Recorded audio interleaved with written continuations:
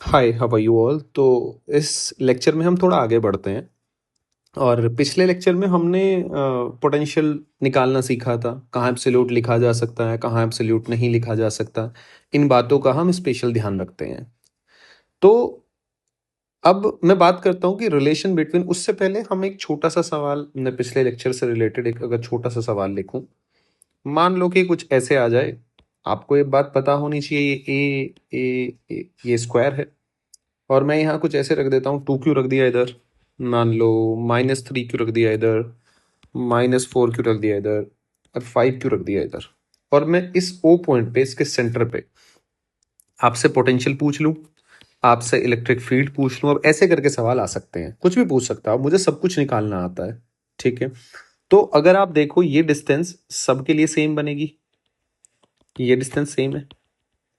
ठीक है, कितनी बनेगी ये वाली डिस्टेंस? अगर मैं इस डिस्टेंस की बात करूँ तो √2a/2 इतनी बन जाएगी। तो इस पॉइंट पे जो पोटेंशियल होगा, आप देखो, -3 क्यू माइनस, ये मैंने डेटा ऐसा सेट किया है, एग्जामिनर ऐसा ही सेट करेगा कि पोटेंशियल तो कितना आ जाएगा तुम्हारा, ये वीओ जो आएगा ये तो आ जाएगा 0, क्योंकि चार्ज ही 0 बन रहा है। तो सबकी वजह से जब आप पोटेंशियल ऐड करोगे तो अल्टीमेटली 0 आना है। लेकिन जब आप इलेक्ट्रिक फील्ड की बात करता हूं मैं, तो इलेक्ट्रिक फील्ड इसकी वजह से इधर है, इसकी वजह से भी इधर है, इस 2 क्यू की वजह से अगर इधर है, इस -4 क्यू की वजह से भी इधर है, तो देखो कहीं यहाँ बीच में आएगा। तो इलेक्ट्रिक फील्ड तुम्हारा क्या होगा? ये नॉन जीरो होगा।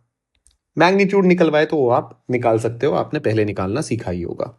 ठीक है, इस तरीके के सवाल आएंगे। या फिर मान लो आपसे पूछ लिया जाए कि ये 2 चार्ज रखे हुए हैं, +Q, ऐसे ऐसे कुछ डिस्टेंस पे, ऐसे सवाल ऐसे भी पूछा जा सकता है। और आपसे पूछे कि इनफाइनाइट पे, तो ठीक है, आप इनफाइनाइट पे तो वी इनफाइनाइट पे 0 मान लेता हो, क्या इस लाइन के अलोंग, इस लाइन के अलोंग कहीं पॉइंट बनेगा जहां पोटेंशियल 0 आ जाए? तो कहीं भी नहीं बनेगा। भाई पोटेंशियल क्या है? स्केलर सम है, इसकी वजह से इसकी वजह से आप इस पॉइंट पे ले लो, इस पॉइंट पे ऐड ही होना है। तो ऐसा कहीं पॉइंट ही नहीं आएगा जहां पोटेंशियल, तो इस लाइन पे कहीं भी पॉइंट नहीं आएगा। तो नोवेयर। ठीक है, कहीं भी पॉइंट नहीं आएगा, कोई एग्जिस्ट ही नहीं करेगा। E is equals to 0 along line will not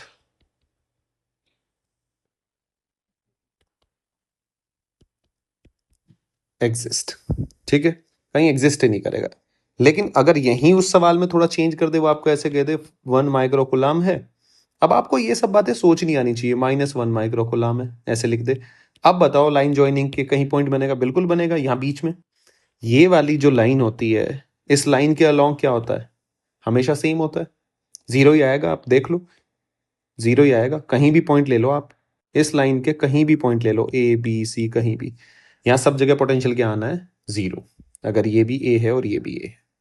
clear है बात?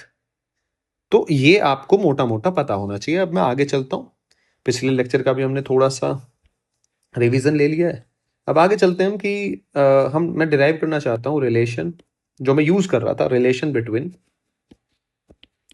Electric field and potential. ठीक है जी, मतलब कि तुम्हारा, मैं ये ऐसे मान लेता हूं कि मैं जो इसको डिराइव करता हूं, जैसा कि एनसीईआरटी ने भी इसको डिराइव कर रखा है, वैसे ही कर लेते हैं हम भी।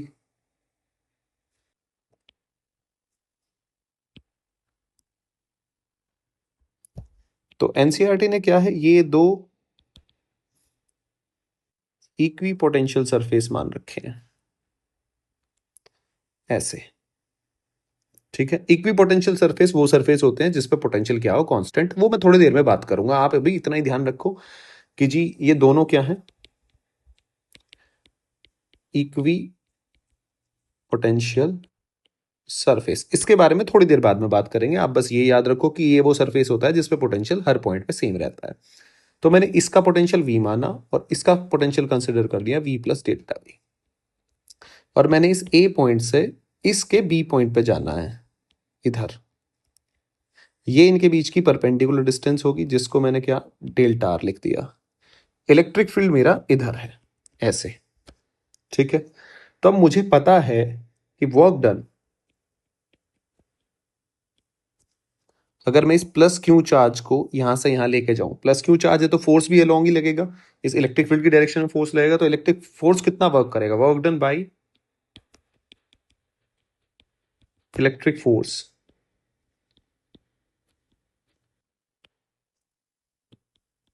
In moving charge from A to B. So W electric will be equals to F vector dot dr vector. So this will be equals to Q E vector dot dr vector. ये आपका W electric आ गया, और मैं जानता हूं कि इसको मैं माइनस डेल्टा यू लिख सकता हूं, तो ये कितना हो जाएगा E vector dot D R, और मुझे पता है, मैं सॉल्व करके आया हूं कि इसमें मैं लिख सकता हूं Q डेल्टा V। ये मैं पहले पढ़ के आया हूं, अभी पहले लेक्चर में हमने यही सब बातें सीखी थी। Q से Q को काट दो तो ये डेल्टा V क्या आ गया, देखो minus E vector dot D R vector, आया ना वही रिलेशन निकल के। तो एक तो ये रिलेशन निकल के आ गया। अब थोड़ा सा इसको भी सॉल्व करो, पहला तो ये आ गया, दूसरा थोड़ा इसको आगे बढ़ाता हूं मैं। डेल्टा V को आप क्या लिख सकते हो, फाइनल तो कितना है V प्लस डेल्टा V, ठीक है जी, minus V final minus initial is equal to minus E और डी आर, देखो ई भी इधर है और डी आर भी इधर है, तो एंगल तो कितना बनेगा, जीरो, तो ये कितना बनेगा E D R cos zero, ठीक है जी। अगर ये डी आर जीरो बन रहा है, इसको मैं डेल्टा लिखा हुआ है, तो ई, इसकी नोटेशन डेली ले लो, वरना नोटेशन में थोड़ी सी गड़बड़ हो जाएगी, जो लिया हुआ है वही ले लो आप, डेल, ठीक है जी, डेल, कोई दिक्कत नहीं है, जो आपने नोटेशन है नोटेशन चेंज नहीं करनी है, तो आप कंफ्यूज हो जाओगे, बात वही है, डेल्टा आर। तो यहां से v से इसको v को काट दो, और डेल्टा v क्या आ गया आपका, माइनस ई डी आर, तो मैं e को क्या लिख सकता हूं, minus do V by do R, जो हम पढ़ते आए हैं। तो मेरे दो रिलेशन आ गए। अब इंपॉर्टेंट बात क्या है, यहां से दो बातें हैं इंपॉर्टेंट। पहली बात, ये नेगेटिव साइन क्या शो करता है, जो ये नेगेटिव साइन है ना, delta V is equal to क्या है आपका, नेगेटिव, यानी कि फाइनल क्या है आपका, कम है, यानी कि, और देखो फाइनल कहां कम है, इन द डायरेक्शन, तो यहां से क्या मैं लिख सकता हूं कि इन द डायरेक्शन, बड़ी इंपॉर्टेंट लाइन है, in the direction of field potential decreases, ठीक है, ये बहुत इंपॉर्टेंट है। और दूसरी लाइन जो मैं यहां लिखने वाला हूं,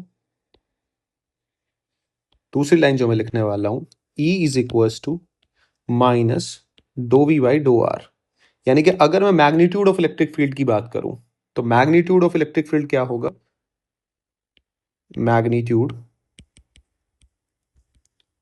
of electric field is the difference, delta V क्या है, पोटेंशियल डिफरेंस है, is change in magnitude of potential per unit displacement normal to equipotential surface.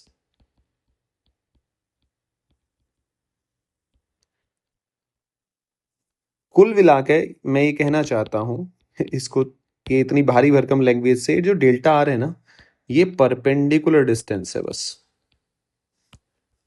Between surface, जो इक्विपोटेंशियल सरफेस है, ठीक है, आपको बस ये बात याद रखनी है। आगे हम इक्विपोटेंशियल सरफेस के जब सवाल सॉल्व करेंगे तो मैं क्यों ऐसा बता रहा हूं, इन दोनों बातों का हम इस्तेमाल करेंगे। अब थोड़ा सा मैं आगे बढ़ता हूं, मुझे दोनों रिलेशन पता चल गए हैं।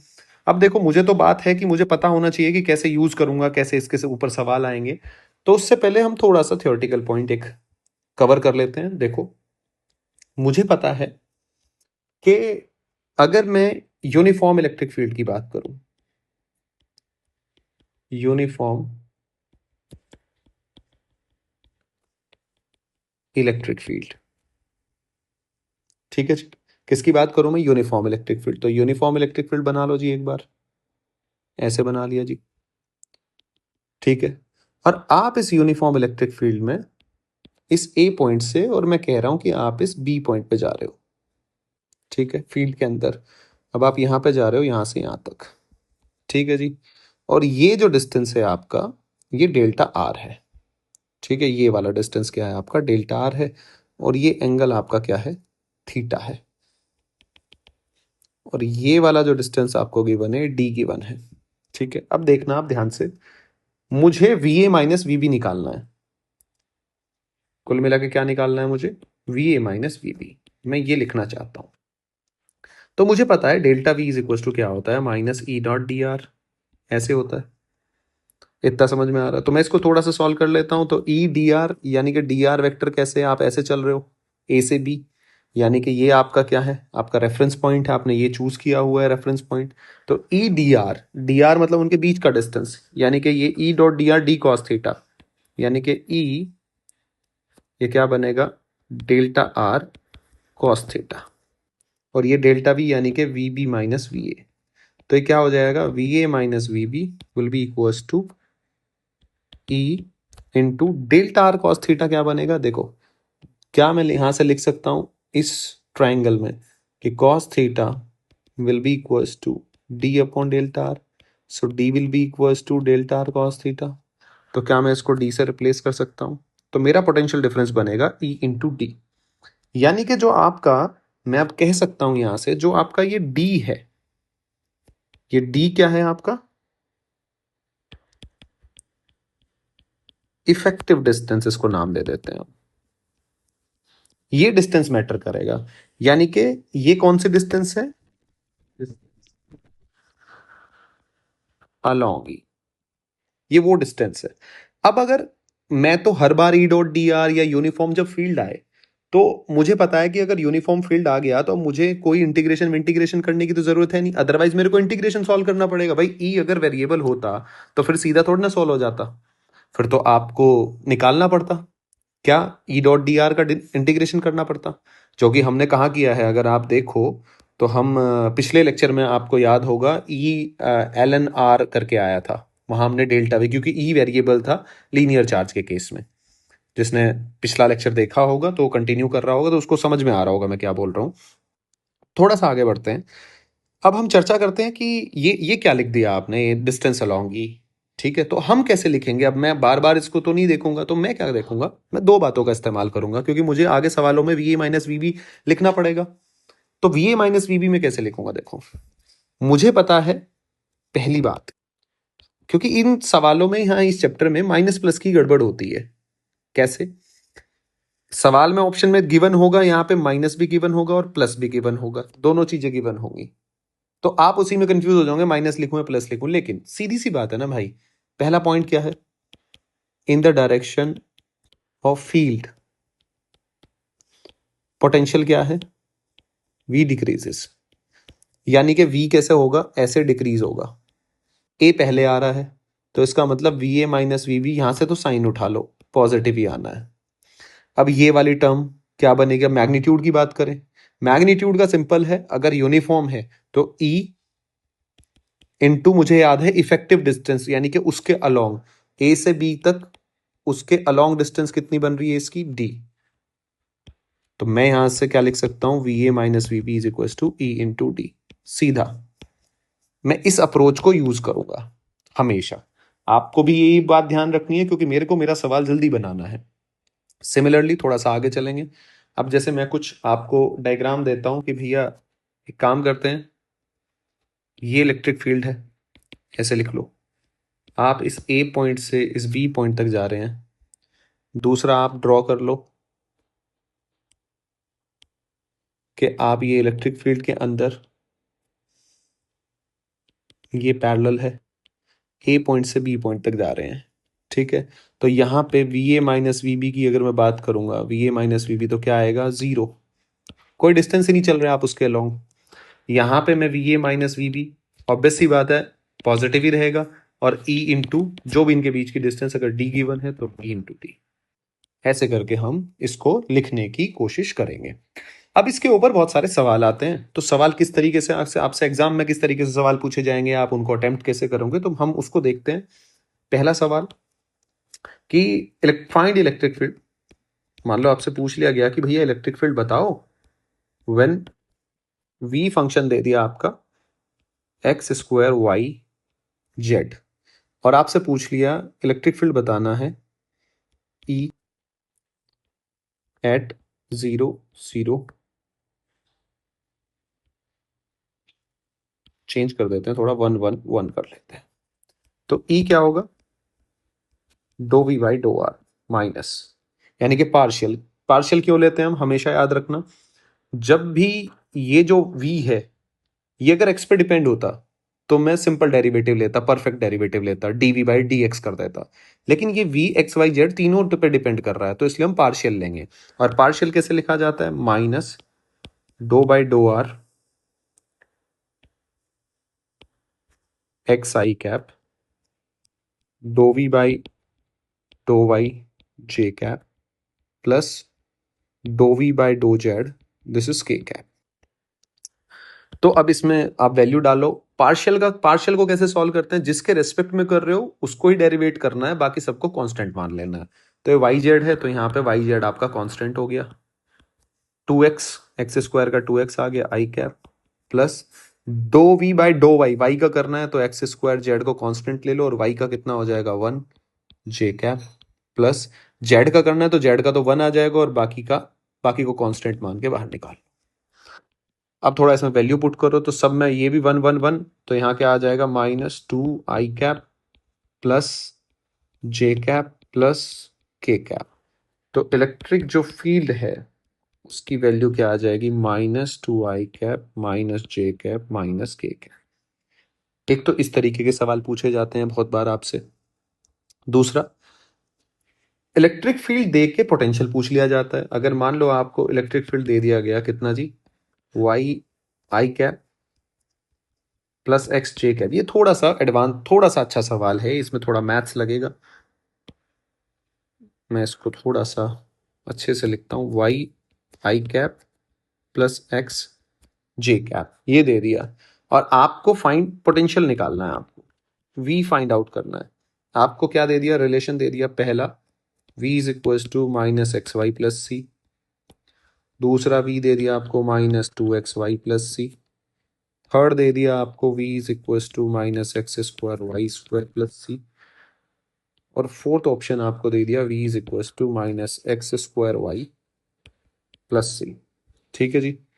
अब इसको जब हम सॉल्व करेंगे तो इसको सॉल्व करने का तरीका क्या है कि डेल्टा v, मुझे तो इतना ही पता है कि minus E vector dot D R vector. ठीक है, तो अगर मैं डेल्टा v सॉल्व करता हूं तो डेल्टा v मेरा क्या आ जाएगा, will be equals to E vector और डी आर वेक्टर। तो इसको थोड़ा सा आप लिख लो, ये आ जाएगा वाई आई कैप प्लस एक्स जे कैप, और डी आर को क्या लिख सकते हो आप, D x I cap plus D Y J cap.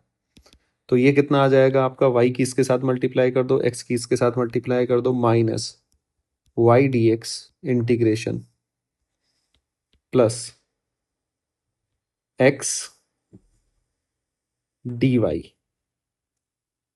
Clear है जी, आपका ये आ गया निकल के, आपने जब मल्टीप्लाई किया।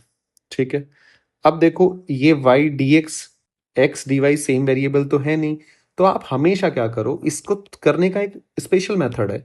आप जब इसको सॉल्व करते हो तो मैं इसको ऐसे लिख सकता हूं, मैं इसको कैसे लिख सकता हूं कि इसको आप integration D of X Y plus C लिख लो।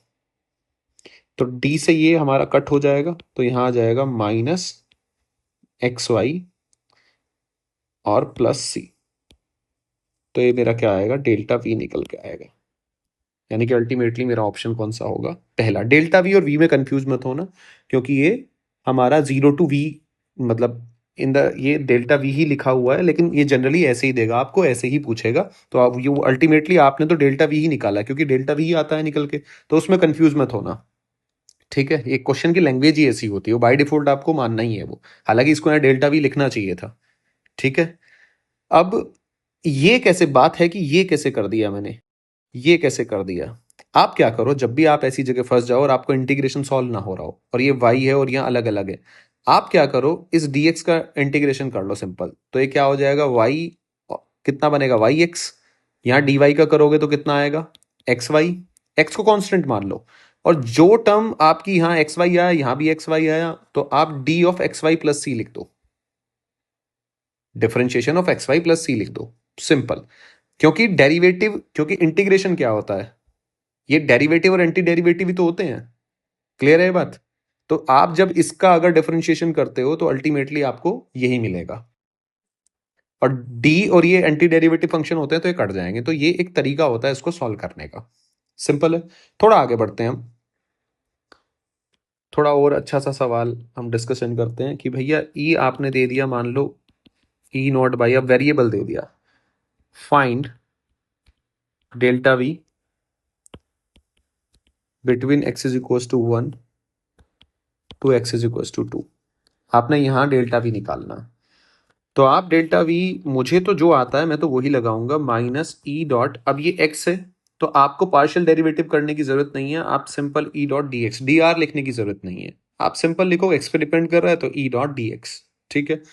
अब आप कहां से कहां तक जा रहे हो, 1 से 2 के बीच में, तो यानी कि डेल्टा वी कहां से कहां तक, 1 से और ये 2, और ये जो डेल्टा वी भी आएगा वो क्या आएगा, v2 minus v1 will be equals to minus E not by X square D X 1 से 2 will be equals to, negative sign को आप इधर ले आओ तो ये v1 माइनस v2 हो जाएगा, will be equals to minus, या आप एक काम करो, इसको माइनस को अंदर ही रहने दो, कोई दिक्कत नहीं है, v2 माइनस v1 यहीं एज्यूम कर लो, यहीं इसको ई नोट को बाहर निकाल लो, माइनस 1 बाई एक्स कर लो, 1 से 2 कर लो, माइनस ई नॉट माइनस के 1 बाई 2 प्लस 1 कर लो, तो आंसर कितना आया, ई नॉट बाई 2 माइनस के सिंपल, ये आपका आंसर हो जाएगा।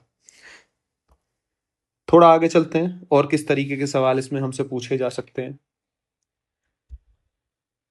क्योंकि अल्टीमेटली तो सवाल सॉल्व करने आने चाहिए। अब इस तरीके के सवाल बहुत आते हैं, एक तो इस तरीके के सवाल हो गए, अब दूसरा इस तरीके के सवाल आते हैं कि भैया आएगा वही ई डॉट डी आर और इन the direction of field potential decreases, आपको सब कुछ आता है, बस बच्चे क्या करते हैं, थोड़ा सा कंफ्यूज हो जाते हैं चीजों में, ये कैसे होगा, थोड़ा डर जाते हैं, और एग्जामिनर तो उसी बात का फायदा उठाता है। ये देखें आप, अगर जी ये 20 वोल्ट गिवन है और ये आपको गिवन है 0, 4, 8 और 60, ठीक है। आपसे क्या पूछा है, आपसे बताना है कि electric field at X is equals to 3, x is equals to 5 and x is equals to 10 metre, ये आपको सॉल्व करना है। अब मुझे पता है E इज इक्वल्स टू क्या होता है, देखो minus dv by D R, यानी कि negative of slope of V R, इसकी मल्टीप्लाई करनी पड़ेगी। आप मुझे एक बात बताओ, यहां कहीं बीच में 3 होगा, अब इस लाइन का तो स्लोप वही होगा जो 3 पे होगा, सेम ही तो है, लाइन का तो स्लोप सेम रहता है, तो यहां स्लोप कितना आ गया, E की वैल्यू एट 3 बताओ, eight x is equals to 3, E will be equals to minus, और मैं माइनस माइनस की तो मल्टीप्लाई कर लेता हूं, तो -1 into dv by D R क्या बना जी, positive 20/4, 20/4 will be equals to -5 volt पर मीटर। क्लियर है। अब at x is equals to 5, 5 कहाँ बनेगा, कहीं यहाँ बनेगा, ये तो स्लोप ही इसका तो 0 है, तो इलेक्ट्रिक फील्ड की वैल्यू क्या आ जाएगी, 0, क्योंकि dv बाई डी आर क्या आ रहा है, कांस्टेंट आ रहा है। आगे फिर हम चलेंगे कहाँ पे, x इज इक्वल टू 10, 10 कहीं यहाँ बीच में लाई करेगा, इस लाइन का स्लोप क्या होगा, नेगेटिव होगा, so at x is equal to 10, e will be equal to -1 into negative slope कितना आ जाएगा जी, 20 बाई ये कितना है 8, so -20/8 will be equal to negative negative positive, यानी कि 20/8 वोल्ट पर मीटर। तो ऐसे करके हम ये जो ग्राफ वाले सवाल होते हैं इनके हम सॉल्यूशन करते हैं। थोड़ा आगे चलते हैं, अगले सवाल की तरफ बढ़ते हैं। आप जितने ज्यादा सवालों को आप देखेंगे कि आपकी अप्रोच जो बेसिक है मैं वही लगा रहा हूं, इसके अलग में कोई आपकी अप्रोच नहीं। अब थोड़ा ग्राफ का, और यहां से सवाल जरूर आता है, यहां से एग्जामिनर आपसे सवाल पूछेगा, आपकी बेसिक नॉलेज को चेक करेगा। जैसा कि इस बार के पेपर में 2025 के पेपर में कुछ नहीं है, कोई ऐसा बड़ा पेपर नहीं था, लेकिन बात यह है कि बच्चों ने प्रैक्टिस नहीं कर रखी थी, बस थोड़ा सा ये था। अगर आप प्रैक्टिस करोगे तो उसमें आप इजीली कर पाओगे। तो ये जी आपका इलेक्ट्रिक फील्ड ऐसे गिवन है, ये ई गिवन है ऐसे, ठीक है। अब वो क्या कह रहा है आपसे कि उसने इस ए पॉइंट से 0 0 कोऑर्डिनेट दिए, यहां से चला और वो कहाँ पहुंचा, इस पॉइंट पे पहुंचा। इस पॉइंट से वो सी पॉइंट पे गया और इस सी पॉइंट से वो इस पॉइंट पे आया, यानी कि ए बी सी डी। इसके कोऑर्डिनेट ए, इसके कोऑर्डिनेट 3a0, इसके कोऑर्डिनेट 2a माइनस डी के कोऑर्डिनेट। और हमसे क्या पूछा गया है, कैलकुलेट पहला V A minus V B, दूसरा वी सी ए यानी कि वी सी माइनस। क्लियर है? आपको ये बताना है। अब मुझे पता है कि हम बेसिक बातों का याद रखते हैं। ई क्या है जी, यहां यूनिफॉर्म, ई की वैल्यू क्या है, कांस्टेंट। तो हमने सीखा है पहले वाले का हम जवाब, V A minus V B in the direction of field potential decrease. क्योंकि आपका माइनस प्लस की गड़बड़ होनी है, हम उसी को पहले हटा देते हैं। तो इन the direction of field potential decrease, तो ए पॉइंट का पोटेंशियल ज्यादा होगा और वी का कम होगा। क्या ये बात समझ पा रहे हैं आप? और इनके बीच की अलोंग में तो इलेक्ट्रिक फील्ड के अलोंग वाली डिस्टेंस से मतलब है ना, तो वो इफेक्टिव डिस्टेंस ये होती है, वो कितनी है जी, ए। तो इसका मतलब V A minus V B, आना तो पॉजिटिव है, ई इंटू टी। दूसरा, ज्यादा सोचना ही नहीं, तुरंत लिख दो V C minus V A. अब देखो V C minus V A हो गया ना उल्टा, वी सी में से वी ए, यानी कि सी का तो पोटेंशियल कम होगा, तो मुझे पता है V C minus V A क्या आने वाला है, नेगेटिव। और मैग्नीट्यूड तो ई इंटू इनके बीच की इफेक्टिव डिस्टेंस यानी कि 3 है। तो ऐसे आप सीधा आंसर लिख सकते हो, आपका कभी भी नेगेटिव पॉजिटिव का गड़बड़ होगा ही नहीं। बस अगर आपका ई कांस्टेंट है तो आपको ये वाला तरीका यूज करना है, और ई अगर वेरिएबल है तो फिर तो इंटीग्रेशन भैया, फिर तो एक ही तरीका है, इंटीग्रेशन लगाओ और वी ए माइनस वी भी सॉल्व करो। क्लियर है? थोड़ा आगे चलते हैं, थोड़ा एक अच्छा सा सवाल।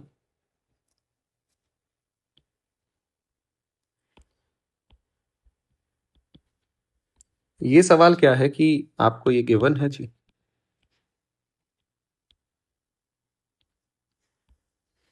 क्लियर है, ये ऐसे। और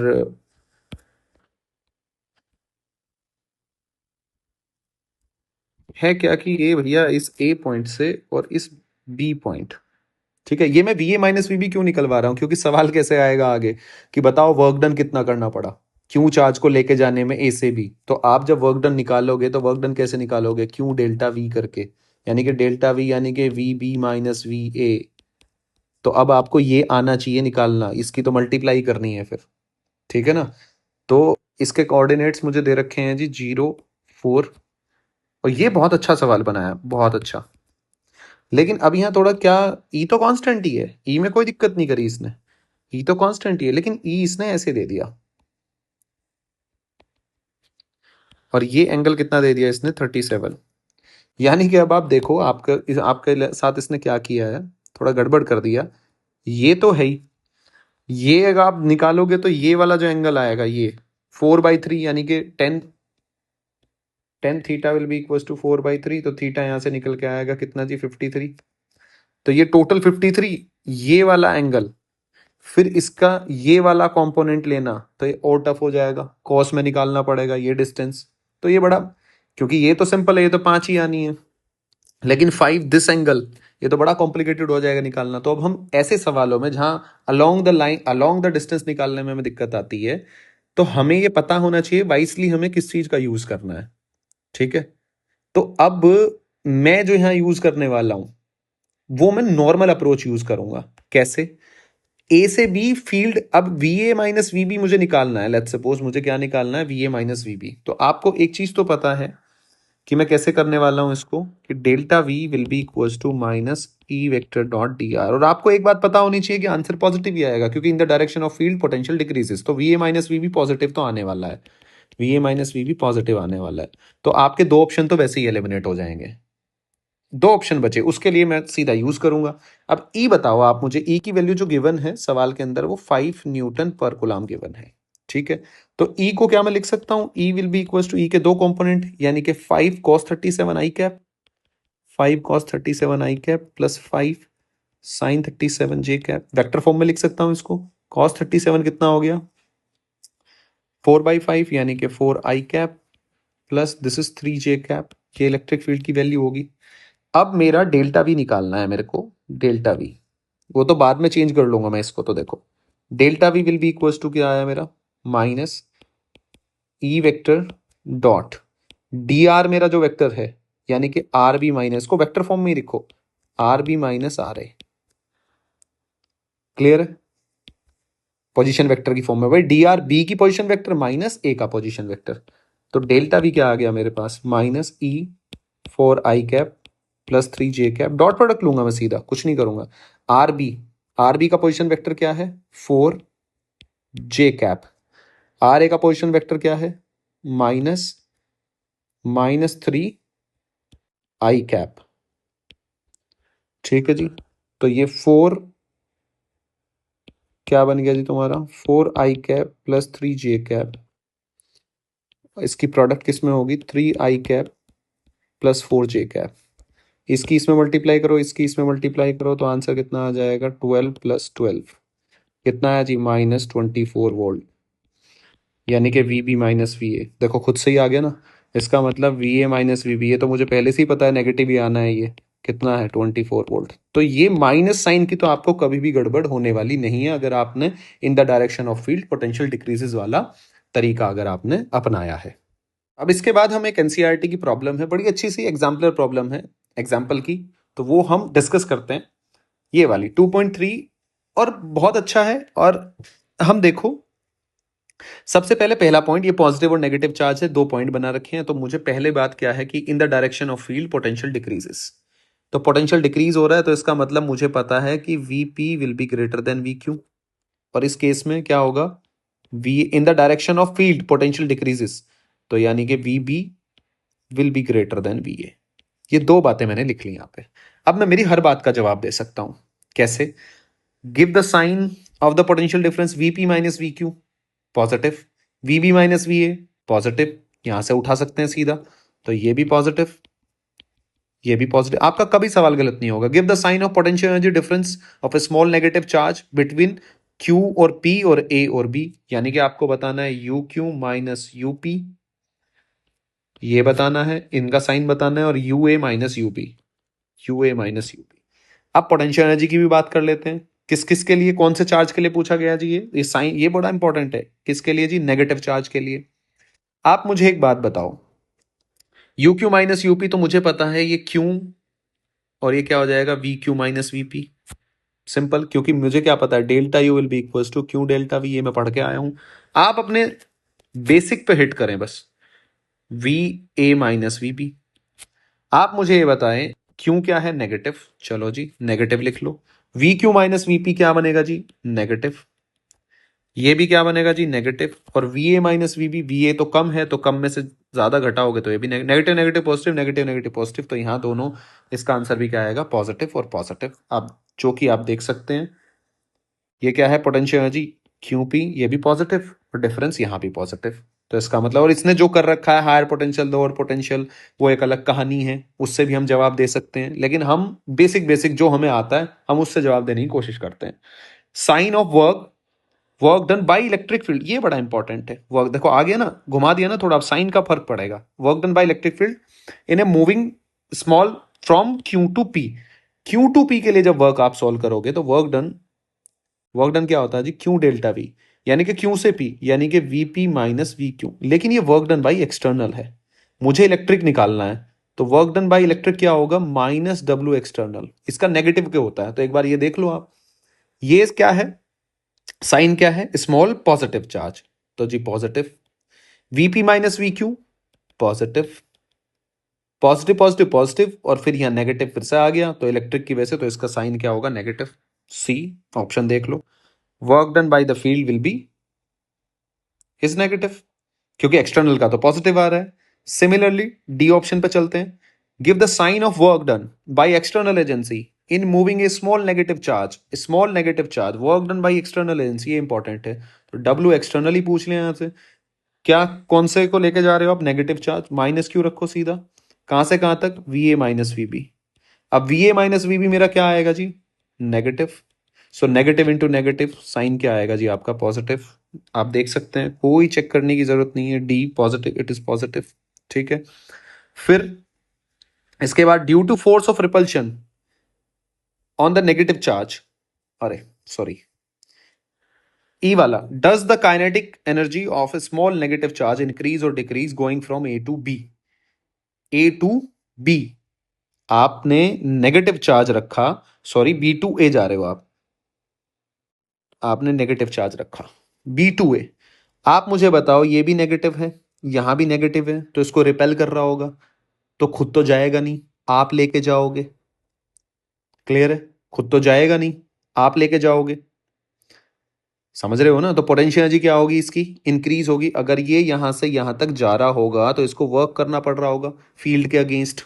फील्ड के अगेंस्ट अगर ये बंदा वर्क कर रहा होगा तो अपनी एनर्जी थोड़ी सी कम कर रहा होगा। अपनी एनर्जी कहाँ से? जो उसकी काइनेटिक एनर्जी है, क्योंकि एनर्जी तो लॉस हो नहीं रही है, तो अल्टीमेटली इसकी काइनेटिक एनर्जी क्या होगी? डिक्रीज होगी, क्योंकि पोटेंशियल एनर्जी क्या होने लग रही है? इंक्रीज होने लग रही है। और दूसरी बात आप सोच सकते हो, अगर ये नेगेटिव चार्ज मान लो ऐसे जा रहा है, तो इस पर फोर्स कहाँ लग रहा होगा? ऐसे। फोर्स अगर उल्टी डायरेक्शन में चल, ये वेलोसिटी इधर है, फोर्स इधर है, तो इसका मतलब भी क्या है? अगर भाई वेलोसिटी और एक्सेलरेशन दोनों ऑपोजिट डायरेक्शन में है तो रिटार्ड करेगा ना। तो सीधी सी बात है, रिटार्ड करने का मतलब क्या है? काइनेटिक एनर्जी घटना। तो ई ऑप्शन आपका क्या है? ये पढ़ो, hence the kinetic energy decrease, क्योंकि वेलोसिटी क्या हो जाएगी? Decrease, B to A. तो इस तरीके से जो हमें बेसिक आता है, in the direction of field potential decrease और डब्ल्यू एक्सटर्नल, देखो ये फॉर्मूले बड़े इंपॉर्टेंट है। पहला, in the direction of field V decrease, पहला। दूसरा, W external will be equals to Q delta V, और W external will be equals to minus W electric. ये बड़ी इंपॉर्टेंट बातें हैं। ठीक है। कुछ कुछ बातें आगे हम पोटेंशियल एनर्जी जब हम पढ़ेंगे, पोटेंशियल एनर्जी ऑफ सिस्टम, तो वहां भी हम बात करेंगे कि पोटेंशियल एनर्जी जब इलेक्ट्रिक फोर्स खुद वर्क कर रहा होता है, ये वाली बात हम आगे जाके डिस्कस करेंगे। कि मान लो मैंने एम मास की बॉल, यहां से मैं आपको बता देता हूं, मैं लेके गया हूं इसको, मैंने फोर्स लगाया, इसको ले जाके एच हाइट पे रख दिया, तो पोटेंशियल एनर्जी क्या हो रही है? स्टोर्ड हो रही है। लेकिन अगर मैंने इस बॉल को यहां जाके छोड़ दिया, तो ग्रेविटी वर्क कर रहा है, खुद वर्क हो रहा है, ये बॉल ग्रेविटेशनल फोर्स वर्क कर रहा है, खाली फील्ड वर्क कर रहा है, ग्रेविटेशनल फोर्स लग रहा है, तो इसकी पोटेंशियल एनर्जी क्या होगी? डिक्रीज होगी। इस बात का हम इसमें अप्लाई करेंगे कि जब हम अगेंस्ट वर्क कर रहे होते हैं, अगर सिस्टम के अगेंस्ट वर्क हो रहा होता है तो पोटेंशियल एनर्जी स्टोर्ड होती है। अगर सिस्टम के अगेंस्ट वर्क नहीं हो रहा, खुद पे खुद ही वो काम कर रहा है, तो पोटेंशियल एनर्जी डिक्रीज होती है। ये बातें हम नेक्स्ट लेक्चर में शुरू करेंगे, और अब मिलते हैं नेक्स्ट लेक्चर में। उम्मीद है कि आप बहुत अच्छा कर रहे होंगे और बहुत अच्छा करेंगे। आप अपनी जो भी शीटें हैं आप वो बनाएं, आपके बेधड़क सारे सवाल बनेंगे, दिस इज माय गारंटी। और बाकी आपको थोड़ा समझना तो पड़ेगा, दिमाग लगाना पड़ेगा। आपको अगर कोई भी डाउट हो या कोई चीज हो, तो आप मुझे जो इंस्टा हैंडल है उस पर आप मैसेज करके पूछ सकते हैं कि क्या दिक्कत है, क्या परेशानी है, कोई बात आपके समझ ना आ रही हो, तो वहां मैं आपको डीएम कर सकते हैं मुझे, ताकि मैं आपको एक्सप्लेन कर पाऊँ वो बात।